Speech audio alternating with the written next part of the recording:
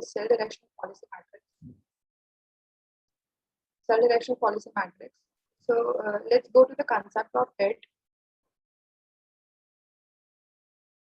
So firstly, it is a refinement or upgradation of Boston Consulting Group matrix. Because in Boston Consulting Group matrix, there has been two bases on which we plot the matrix, that is relative market share and market growth rate. But in cell direction policy matrix, these two are not the only factor on which we plot the matrix. Cell direction policy matrix also determines that which strategic business unit and which product line are doing well in the market and which are not. And this also helps us to determine that which company, which strategic business unit and which product line has more strength and has more attractiveness, and that has to be more invested in. So it has two variables, that is company's competitive capabilities and prospect for sector profitability, on which we plot the matrix. Uh, this uh, this cell direction policy matrix it is 3 by 3 matrix, consists 9 cells, and each cell has its own strategy, and they means they have own specific strategy. If any strategic business unit or product line falls under that cells, they have to follow that specific strategies only. So I'm going to explain the first variable, that is company's competitive capabilities. So as I've already said that company's competitive capabilities, in short word, we can say that it is the strength of a company. So it can be assessed on the basis of 4 factors. The first is market position, and the second is product research and development, third is production capability, and fourth is reliability of services and competitive pricing. The first is market position. So the market position is the strength of a company. The position that company holds are a strength, because just for example, like Toyota, the position that they are holding is the strength and the image of that company. The second is product research and development. So every company and every organization follows a different research and development techniques, and um, uh, actually the most important thing is that every company knows that knows research and development techniques, but the most important thing is that how they use it in an efficient way and brings the most innovative product in the market. This can be a strength of a company. The third is production capabilities. So production capabilities is the strength of a company, because for example, like taking example of two companies, the first company is producing like 100 items in 10 minutes, and another company is producing 50 items in 10 minutes. Then the most strengthful company can be must be the first company who are producing the more products in the same time with a great efficiency and the same quality. Then the production capabilities are also, we can say that it is strength of a company. The fourth one is reliability of services and competitive pricing. Reliability of services are it is the component from which the loyalty of the customers will be generated. And the competitive pricing means it is the pricing strategy by which the companies differentiate themselves from the competitors. So the next slides will be explained by Amisha Chaturvedi. Amisha, are you there? Yes.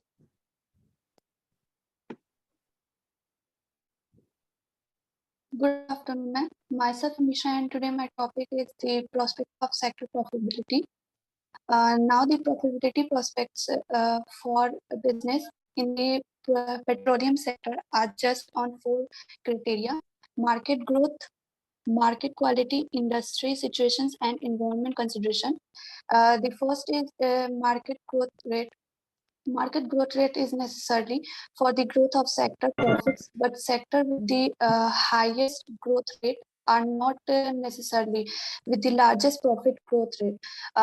A star rating system was used rating the growth rate from 1 star to a 5 star. And the second is market quality. This is a difficult concept to quality, and to get to a rating for the sector, a number of questions must be answered. First, has the sector a record of high stable profitability?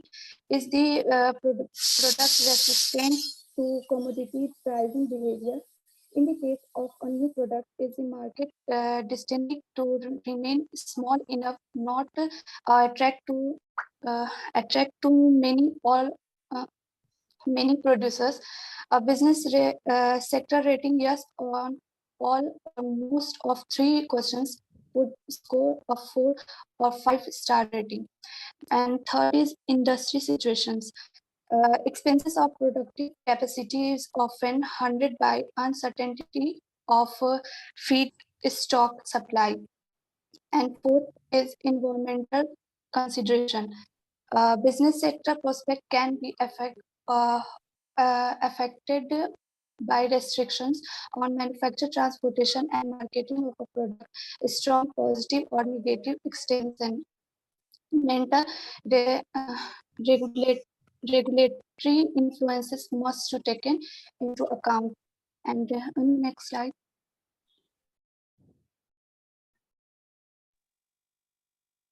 Next slide is analysis.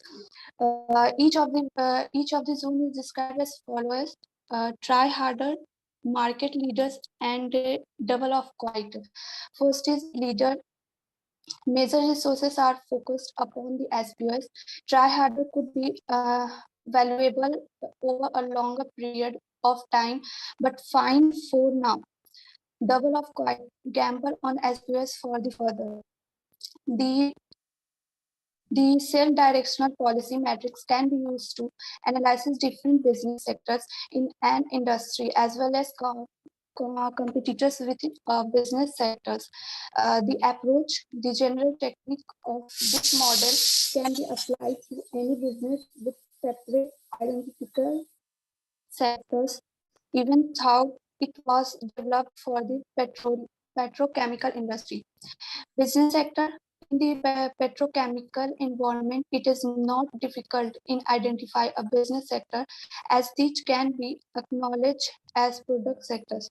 These are distinct business with well-defined boundaries and substantial competition within the boundaries. And third is geographical areas. Any geographical areas can be analyzed, but in this industry, it has been found that economic blocks such as Western Europe should be measured as there is usually a generate amount of movement within these blocks than between them. Then the next slide is Sonam. Sonam slide.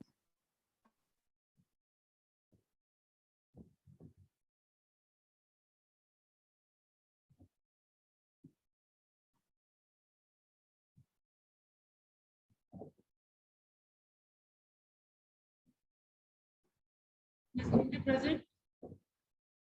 Sonam, are you there? Yes. Thanks, Amisa. Moving on further with the zone analysis in sales direction policy matrix, that is growth, custodial, phase withdrawal, cash generator, and divest. Growth. Grow the market by focusing just enough resources here. Example, these SBUs need funds to support product innovation, research and development, etc.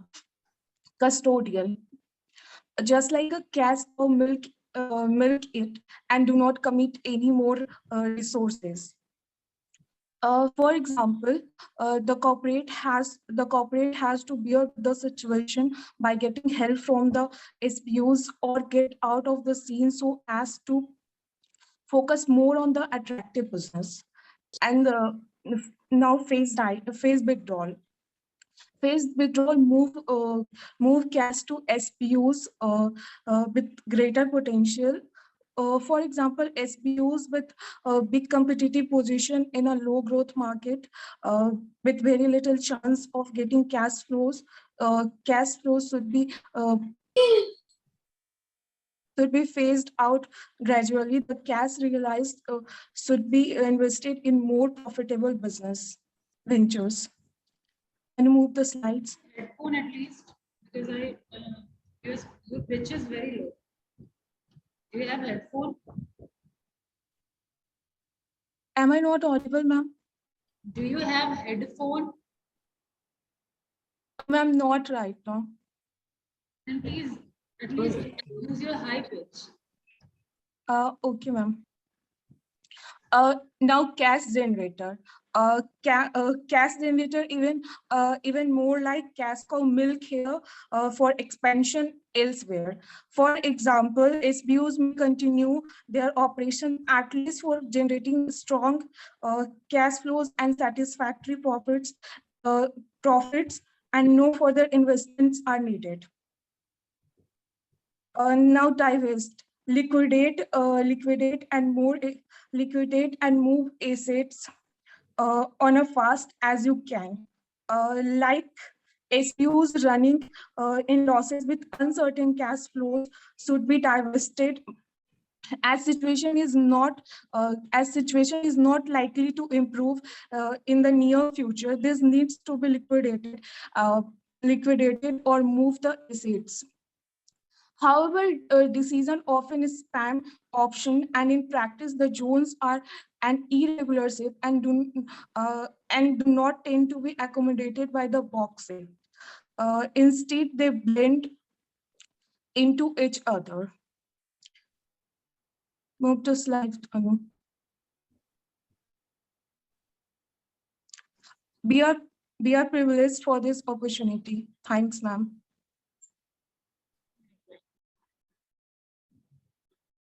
Next one is Ufar.